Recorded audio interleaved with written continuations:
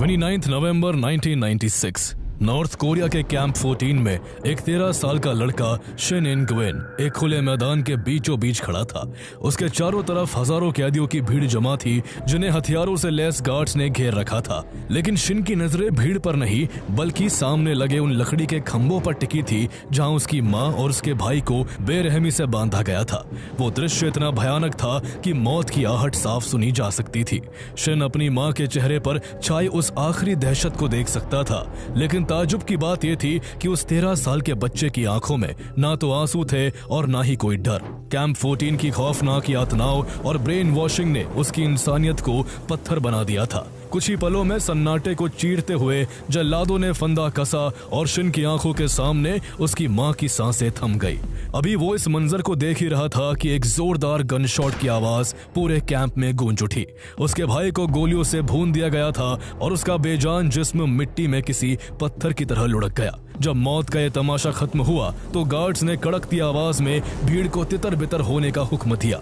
Shin बिना पीछे मुड़े अपनी मां की लाश को वहीं छोड़कर चुपचाप अपनी बैरक्स की तरफ चल पड़ा। नॉर्थ कोरिया के सबसे खतरनाक टोटल कंट्रोल जोन कैंप 14 की यही कड़वी हकीकत थी, जहां जिंदगी का मतलब सिर्फ और सिर्फ दर्द था। यहाँ खाना इतना कम मिलता कि कैदी चूहे, मेंढक और कीड़े खाकर जिंदा रहने की कोशिश करते। पीढ़िया दर पीढ़िया इसी नरक में जन्म लेती और यही दम तोड़ देती, बिना ये जाने कि दीवार के उस पार भी कोई दुनिया है। कैंप 14 की सिक्योरिटी अरेंजमेंट्स इतनी सख्त थी कि ये दुनिया की सबसे मजबूत जेल थी और यहाँ से अब तक कोई नहीं भाग पाया था। लेकिन किसे पता था कि यही 13 साल का लड़का जिसने अपनी माँ और भाई को अपनी आंखों के सामने मरते देखा था, एक दिन इस नर्क को लांघकर इतिहास रच देगा। नॉर्थ कोरिया दुनिया का सबसे रहस्यमयी और क्लोज कंट्री है। ये एक ऐसा देश है जो बाकी दुनिया से लगभग पूरी तरह कटा हुआ है। यहाँ के नागरिकों की जिंदगी किसी सामान्य देश के लोगों जैसी नहीं है, बल्कि ये पूरी तरह से यहाँ दशकों से राज कर रहे किम डायनेस्टी के कंट्रोल से चलती है। यहाँ के शासक किंग जोंग उन का शासन इतना सख्त है कि लोग अपनी मर्जी से कुछ भी नहीं कर सकते। क्या पहनना है, कौन सा हेयर स्टाइल रखना है, यहाँ तक कि कहाँ रहना है, इन सब पर भी कंट्रोल होता है। देश में 28 हेयर स्टाइल अप्रूव किए गए हैं और उनमें से ही एक रखा जा सकता है। यहाँ ब्लू डेनिम जीन्स पहनने की इजाजत भी नहीं है क्योंकि इसे वेस्टर्न इन्फ्लुएंस माना जाता है। नॉर्थ कोरिया में कोई भी अपनी मर्जी से इंटरनेट नहीं चला सकता। इसकी जगह सरकार का खुद का बनाया हुआ क्वांगम्योंग नाम का नेटवर्क है जिस पर सिर्फ वही खबरें दिखाई जाती है जो सरकार चाहती है। यहाँ विदेशी फिल्में, गाने या बाहरी दुनिया की कोई भी चीज रखना गंभीर अपराध माना जाता है। यहाँ तक कि एक शहर से दूसरे शहर जाने के लिए भी लोगों को ट्रैवल पास की जरूरत होती है। आप नॉर्थ कोरिया को एक ऐसी बड़ी ओपन एयर जेल मान सकते हैं जहां पूरा देश ही एक बड़े कैद खाने की तरह चलता है और हर नागरिक का जीवन जन्म से लेकर मृत्यु तक सरकार के बनाए गए कड़े नियमों के दायरे में ही बंधा रहता है। इस व्यवस्था में सबसे ऊपर सुप्रीम लीडर होता है जिसका हुक्म ही अंतिम कानून है। किम इल संग, किम योंग इल और वर्तमान में किम जोंग उन तक इस परिवार का यहाँ इतना गहरा प्रभाव है कि लोग उन्हें एक भगवान की तरह मानते हैं। हर घर, ऑफिस और पब्लिक प्लेसेस पर इन नेताओं की तस्वीरें लगाना जरूरी है। इन तस्वीरों पर अगर थोड़ी सी धूल भी जम जाए या वो टेढ़ी दिखाई दे तो इसके लिए भी लोगों को बहुत बड़ी सजा मिल सकती है। अगर घर में आग लग जाए तो सबसे पहला काम उन तस्वीर को बचाना है, चाहे इस दौरान खुद की जान ही क्यों ना चली जाए।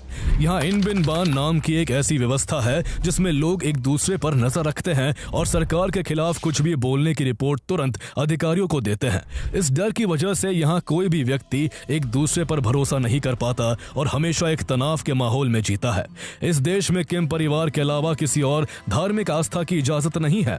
अगर कोई व्यक्ति छुपकर बाइबल पढ़ते हुए या प्रार्थना करते हुए पाया जाता है तो उसे सीधे प्रिजन कैंप्स में डाल दिया जाता है। यहाँ के कानून कितने खतरनाक है इसका अंदाजा इसी बात से लगाया जा सकता है कि यहाँ 3 पीढ़ी की सजा का नियम है। यानी अगर किसी व्यक्ति पर राज्य के खिलाफ होने का शक भी हो जाए तो सजा सिर्फ उसको नहीं बल्कि उसके दादा दादी, माता पिता और उसकी आने वाली संतानों को भी भुगतनी पड़ सकती है।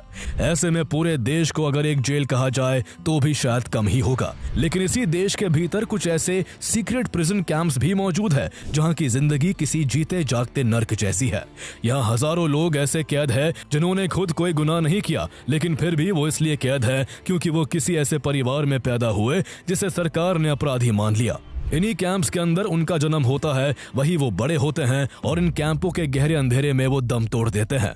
ये एक ऐसी जनरेशनल पनिशमेंट है जहां किसी और का गुनाह आपकी पूरी जिंदगी और आने वाली पीढ़ियों की किस्मत तय करता है। इन्हीं खतरनाक प्रिजन कैंप्स में से एक कैंप 14 है, जो नॉर्थ कोरिया के उस काले सच का हिस्सा है जिसे वहां की सरकार कभी एक्सेप्ट नहीं करती। ये कैंप साउथ प्योंगयांग प्रोविंस के केचुन शहर के पास राजधानी प्योंगयांग से लगभग 40 मील नॉर्थ में मौजूद है। ऊंचे पहाड़ों और गहरी घाटियों के बीच छुपा ये इलाका बाहर की दुनिया से लगभग कटा हुआ है। इसके पास से टेडोंग रिवर बहती है, जो इसे नेचुरली और भी अलग थलग बना देती है। इस कैंप की सुरक्षा इतनी खौफनाक है कि यहाँ से भागने की कल्पना करना भी मौत को दावत देने जैसा है। पूरे कैंप के चारों ओर ऊंची इलेक्ट्रिक फेंसेस का जाल बिछा है, जिनमें लगातार हाई वोल्टेज करंट दौड़ता रहता है। जगह जगह आर्म्ड गार्ड्स और स्नाइपर्स टावर्स पर तैनात रहते हैं, जो 24 घंटे हर एक्टिविटी पर पैनी नजर रखते हैं। लगभग 60 स्क्वायर माइल्स में फैले इस इलाके में करीब 15,000 कैदी बंद है और सबसे डरावनी बात यह है कि ये सभी उम्र कैद की सजा काट रहे हैं। यहाँ आने का मतलब है कि आप कभी जिंदा बाहर नहीं जाएंगे और आपकी आने वाली पीढ़ियां भी इन्हीं सलाखों के पीछे दम तोड़ देंगी। इन्हीं बदनसीब कैदियों में से एक शिन इन ग्विन था, जिसका जन्म 19 नवंबर 1982 को इसी कैंप के भीतर हुआ था। शिन ने पैदा होते ही उस जुल्म और अंधेरे को देखा जिसकी सजा का वो हकदार नहीं था। ना तो उसने कोई गुनाह किया था और ना ही उसके माता पिता ने, लेकिन वो नॉर्थ कोरिया के पहले तानाशाह किम इल संग द्वारा शुरू की गई 3 जनरेशंस पनिशमेंट पॉलिसी का शिकार हो गया। शिन के 2 चाचा कोरियन वॉर के दौरान साउथ कोरिया भाग गए थे। इसी वजह से शिन के दादा और पिता को कैंप 14 में डाल दिया गया था और नियम के मुताबिक शिन को भी अपनी मौत तक वही रहकर उस गुनाह की सजा भुगतनी थी। शिन के पेरेंट्स की शादी कैंप के भीतर ही हुई थी। इस नर्क में कैदियों के पास अपनी मर्जी से जीवन साथी चुनने का कोई अधिकार नहीं होता। कैंप में एक रिवॉर्ड मैरिज सिस्टम चलता है, जिसमें जो कैदी खदानों या फैक्ट्रियों में काफी ज्यादा मेहनत करते हैं और गार्ड्स के हर आदेश का पालन करते हैं, उन्हें इनाम के तौर पर शादी करने की परमिशन दी जाती है। शिन के पिता को ये इनाम उनके मशीन शॉप में बेहतरीन हुनर के लिए मिला था। अधिकारियों ने खुद ही उनके लिए एक महिला कैदी को चुना और उन्हें साथ रहने का आदेश दिया, लेकिन शादी के बाद भी उन्हें सामान्य पति पत्नी की तरह रहने की इजाजत नहीं थी। नियमों के अनुसार उन्हें केवल साल में 5 दिन के लिए एक साथ रहने और बच्चे पैदा करने के लिए मिलने दिया जाता था। इसके बाद उन्हें फिर से अलग कर दिया जाता था। इस तरह शिन का जन्म हुआ, लेकिन जब से उसने होश संभाला, उसे चारों तरफ कंटीले तार और बंदूकें थामे गार्ड्स ही दिखाई देते थे। बचपन से ही उसे लगने लगा कि पूरी दुनिया शायद यही है, यही जिंदगी है जहां हर कोई कैदी के रूप में पैदा होता है और गार्ड्स भी बंदूकें थामने के लिए ही पैदा होते हैं। उसने कभी कल्पना भी नहीं की थी कि बाहर एक ऐसी दुनिया भी है जहां लोग आजाद घूमते हैं, भरपेट खाना खाते हैं और अपनी जिंदगी खुद जीते हैं। उसका बचपन अपनी माँ के साथ गुजरा, लेकिन अपने पिता से वो साल में केवल कुछ ही बार मिल पाता था। कैंप के भीतर हर कैदी को जानवरों की तरह दिन रात मेहनत करनी पड़ती थी, जिसके बदले उन्हें नाम मात्र का खाना मिलता था। कई कैदी भूख की वजह से चूहे और कीड़े मकोड़े मारकर खाने को मजबूर थे। भूख का यह आलम था कि शिन ने एक बार गाय के गोबर में से मक्के के दाने निकाल कर खाए थे और उसके लिए वो किसी दावत से कम नहीं था। यहाँ जेल के अंदर की हाइजीन और रहने की स्थितियां इतनी खराब थी कि इंसानों को जानवरों से भी बदतर समझा जाता। कैदियों को कंक्रीट के ठंडे फर्श पर सोना पड़ता, जहाँ ना तो ठंड से बचने के लिए गद्दे और कंबल होते और ना ही तन ढकने के लिए सही कपड़े। कैंप के भीतर स्कूल्स तो थे, लेकिन वहाँ बच्चों को मैथ्स या साइंस नहीं, बल्कि केवल गुलामी और मुखबिरी की ट्रेनिंग दी जाती। इन स्कूल्स का मकसद बच्चों के भीतर से इमोशंस खत्म कर देना था। उन्हें सिखाया जाता कि गार्ड्स ही उनके भगवान हैं और उनके हर आदेश का पालन करना ही उनका धर्म है। वहाँ की एजुकेशन का सबसे क्रूर हिस्सा यह था कि बच्चों को अपने ही माता पिता और साथियों की जासूसी करना सिखाया जाता। अगर कोई बच्चा किसी दूसरे कैदी की गलती पकड़कर गार्ड्स को बता देता तो उसे इनाम के तौर पर थोड़ा एक्स्ट्रा खाना मिलता था। यही वजह थी कि वहाँ रिश्तों की जगह केवल स्वार्थ और डर ने ले ली थी। इन स्कूलों में फिजिकल पनिशमेंट इतनी आम थी कि बच्चों के लिए किसी साथी की मौत देखना एक सामान्य बात बन गई थी। एक बार शिन के सामने ही क्लास टीचर ने एक छोटी बच्ची की पीट कर जान ले ली। उसका कसूर सिर्फ इतना था कि उसके पास मक्के के कुछ दाने मिले थे। इस 4 दीवारी के भीतर शिन ने जिस हिंसा और क्रूरता का सामना किया, वो किसी भी इंसान के मानसिक संतुलन को हिला देने के लिए काफी थी। एक बार जब शिन से अनजाने में एक स्विंग मशीन टूट गई तो उसके सुपरवाइजर ने सजा के तौर पर उसके दाएं हाथ की बीच वाली उंगली का एक हिस्सा काट दिया। यानी वहां इंसानी शरीर की कीमत उस मशीन के पुर्जे से भी कम थी जिसे वो चला रहा था। इसी माहौल में पला बड़ा शिन धीरे धीरे अपने सारे इंसानी जज्बात खो चुका था। उसका अपने माता पिता से कोई लगाव नहीं था। इनफैक्ट वो तो अपनी माँ को एक कॉम्पिटिटर के रूप में देखता था। उसे हमेशा यही डर रहता था कि अगर उसकी माँ ने ज्यादा खाना खा लिया तो उसके हिस्से का खाना कम हो जाएगा। भूख ने रिश्तों की गरिमा को पूरी तरह से कुचल कर रख दिया था। उनके लिए परिवार का मतलब सिर्फ एक साथ रहने वाले कुछ अजनबी थे जो एक दूसरे के हिस्से का खाना छीनकर जीवित रहने की कोशिश कर रहे थे। जब शिन सिर्फ 13 साल का था तब उसकी जिंदगी ने एक ऐसा मोड़ लिया जिसने परिवार के बीच रिश्तों की रही सही डोर को भी हमेशा के लिए तोड़ दिया। एक रात शिन सोने की कोशिश कर रहा था कि तभी उसे अपनी माँ और भाई की खुसर पुसर सुनाई दी। उसने सुना कि उसका भाई भागने की प्लानिंग कर रहा है और इसमें उसकी माँ भी साथ दे रही है। जैसे ही उसने ये सब सुना शिन घबरा गया कि अगर ये दोनों भाग गए तो उसे भी अपराधी माना जाएगा और उसकी सजा उसे दी जाएगी। बचपन से ही उसे यही सिखाया गया था कि अपनों से गद्दारी करना ही सरकार के प्रति वफादारी का प्रतीक है। इसलिए एक आदर्श कैदी बनने के लिए उसने अपने स्कूल के नाइट गार्ड को सब कुछ बता दिया। उसे लगा कि इस जानकारी के बदले उसे इनाम के तौर पर ज्यादा खाना या कोई बड़ी सुविधा मिलेगी। लेकिन कैंप 14 की क्रूरता में न्याय की कोई जगह नहीं थी। उस रात गार्ड्स ने उसके भाई और उसकी माँ को तो पकड़ा ही, साथ ही उसे भी पकड़ लिया। वह हैरान परेशान था क्योंकि उसने नियमों का पालन किया था, लेकिन उस पर भी शक किया गया कि वो भी इस एस्केप अटेम्प्ट का हिस्सा था। उससे और जानकारी उगलवाने के लिए उसे बुरी तरह यातनाएं दी गई। कैंप 14 की ये सबसे क्रूर सीख थी कि यहाँ सही करना भी तुम्हें नहीं बचा सकता। चाहे तुम नियम मानो या तोड़ो, हर फैसला मौत की ही तरफ ले जाता है। पूछताछ के दौरान गार्ड्स ने शिन की पीठ के नीचे कोयले की आग जलाई और उसकी खाल में एक आयरन हुक गाड़ दिया। यानी जिस इनाम की उम्मीद में शिन ने अपनी माँ और भाई की मुखबिरी की थी, उसके बदले उसे केवल अंतहीन दर्द और वो जख्म मिले जो ताउम्र उसके शरीर और आत्मा पर बने रहने वाले थे। लगभग 7 महीनों तक एक छोटी और अंधेरी कंक्रीट सेल में भयानक दर्द सहने के बाद उसे 29 नवंबर 1996 को बाहर निकाला गया। वहां उसकी मुलाकात अपने पिता से हुई। उन दोनों की आंखों पर पट्टियां बांधकर उन्हें घसीटते हुए कैंप के एक खुले मैदान में ले जाया गया जहां कैदियों की भीड़ जमा थी। जब पट्टियां हटाई गई तो सामने एक औरत और एक लड़का बंधा था। जैसे ही शिन ने उनका चेहरा देखा, उसकी रूह कांप उठी क्योंकि सामने उसकी माँ और भाई थे। वो अपनी माँ के चेहरे पर मौत का खौफ साफ साफ देख सकता था, लेकिन शिन के भीतर की इंसानियत पत्थर बन चुकी थी और उसे अपनी माँ को इस हालत में देखकर कोई गिल्ट महसूस नहीं हुआ। इसके बाद उसकी मां को फांसी पर लटका दिया गया और उसके भाई को गोली मार दी गई। जैसे ही ये पूरा मौत का तमाशा खत्म हुआ, गार्ड्स ने भीड़ को तितर बितर होने का हुक्म दिया। शिन बिना पीछे मुड़े, बिना एक भी आंसू बहाए चुपचाप अपनी बैरक्स की तरफ चल पड़ा। उस रात वो पहली बार गहरी और अच्छी नींद सोया क्योंकि अब उसे डर नहीं था कि उसकी माँ और भाई भागकर उसे सजा दिलवा देंगे। इसके बाद धीरे धीरे कैंप के भीतर शिन इनगुएन की जिंदगी गुजरती रही और देखते ही देखते वो 21 साल का हो गया। इस दौरान उसकी मुलाकात पार्क नाम के एक दूसरे कैदी से हुई जो कैंप की टेक्सटाइल फैक्ट्री में काम करता था। पार्क बाकी कैदियों से अलग था क्योंकि उसकी ज्यादातर जिंदगी बाहर की दुनिया में गुजरी थी। वो नॉर्थ कोरिया की बंद सीमाओं के बाहर की दुनिया भी देख चुका था और उसने ईस्ट जर्मनी और चाइना जैसे देशों में ट्रैवल किया था। वो एजुकेटेड था और उसे एक पॉलिटिकल प्रिजनर के तौर पर यहाँ लाया गया था। पार्क अक्सर शिन को उस बाहरी दुनिया की कहानियां सुनाता था। वो उसे ब्रॉइल्ड चिकन, व्हाइट राइस, पोक और तरह तरह के स्वादिष्ट खाने के बारे में बताता जिनका स्वाद लेना तो दूर, शिन ने जिनका कभी नाम तक नहीं सुना था। पार्क ने उसे यह भी बताया कि इस कैंप के बाहर जो दुनिया है वहां लोग आजाद घूमते हैं, अपनी मर्जी से कपड़े पहनते हैं और बिना डर के बात कर सकते हैं। पार्क की ये कहानियां शिन के लिए किसी फेरी टेल जैसी थी। पहली बार उसे एहसास हुआ कि जिस जगह को वो पूरी दुनिया समझता था वो असल में सिर्फ एक कैद खाना है। उसके भीतर धीरे धीरे उस दुनिया को अपनी आंखों से देखने की एक नई चाह पैदा होने लगी। यही चाहत आखिरकार एक बड़े फैसले में बदल गई कि उसे यहाँ से आजाद होना है। ये एक बहुत बड़ा और खतरनाक फैसला था, लेकिन अब शिन ठान चुका था और वो पार्क के साथ मिलकर वहां से भागने की प्लानिंग बनाने लगा। शिन ने पूरी जिंदगी इसी कैंप में गुजारी थी, इसलिए उसे कैंप के रास्तों और वहां की सुरक्षा की हर एक जानकारी थी, जबकि पार्क के पास कैंप से बाहर निकलने के बाद देश की सीमाओं को कैसे पार करना है उसकी नॉलेज थी। दोनों ने मिलकर हफ्तों तक गार्ड्स की हर हरकत, उनकी शिफ्ट चेंज के वक्त और सिक्योरिटी पेट्रोलिंग के तरीकों को बारीकी से समझा।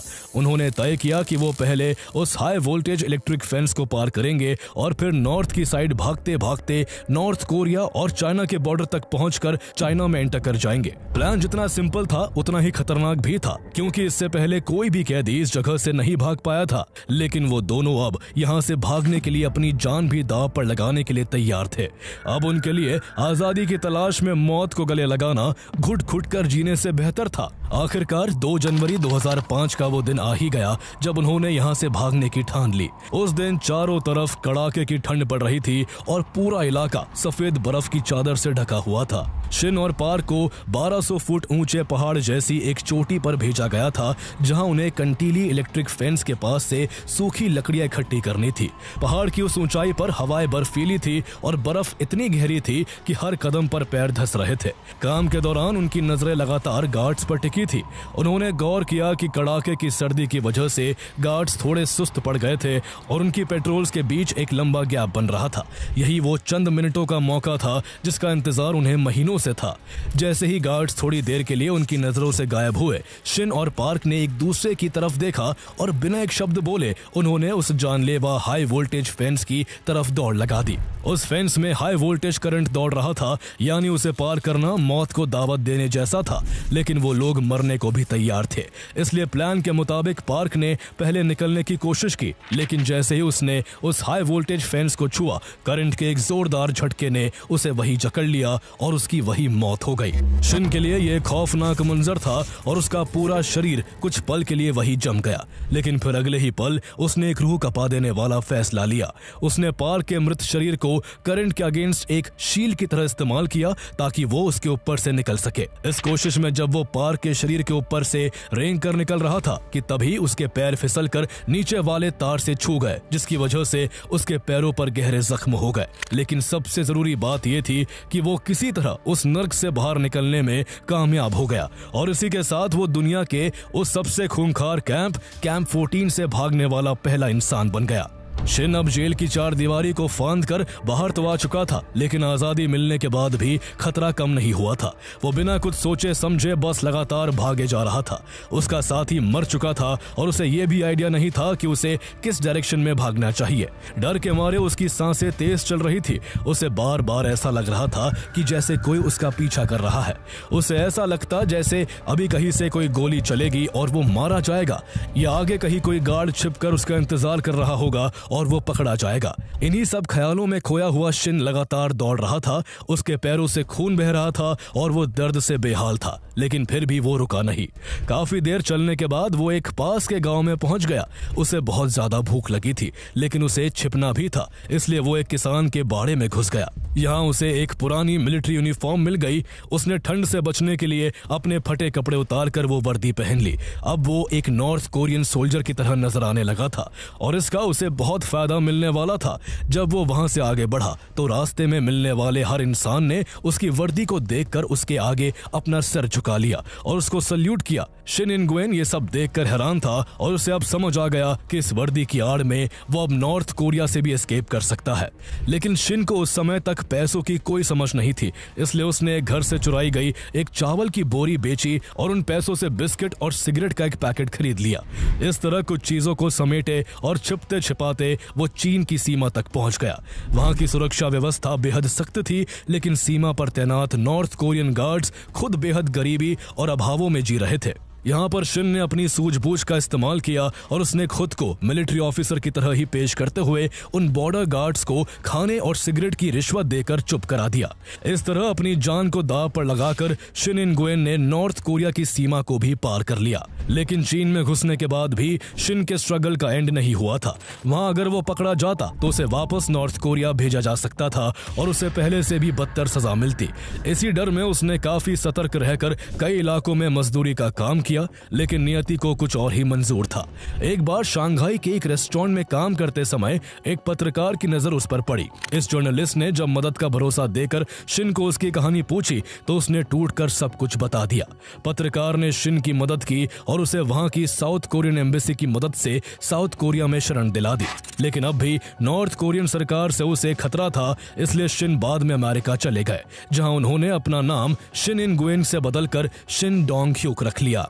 जब उनकी ये दर्दनाक कहानी दुनिया के सामने आई तो लोगों ने पहली बार खुलकर कैंप 14 के उस खौफनाक सच को जाना जो सालों से छिपा हुआ था। नॉर्थ कोरिया के कैंप 14 की अमानवीय यातनाओं और वहां की बेरहमी ने पूरी दुनिया को झकझोर कर रख दिया और ह्यूमन राइट्स वायोलेशन पर ग्लोबल लेवल पर बहस तेज हो गई। अमेरिका में रहते हुए शिन ने लिबर्टी इन नॉर्थ कोरिया नाम के एक नॉन प्रॉफिट ऑर्गेनाइजेशन के साथ काम शुरू किया, जो नॉर्थ कोरिया में हो रहे ह्यूमन राइट्स वायोलेशन के प्रति दुनिया को जागरूक करती है और वहां से भाग कर आए रेफ्यूजीज की मदद करती है।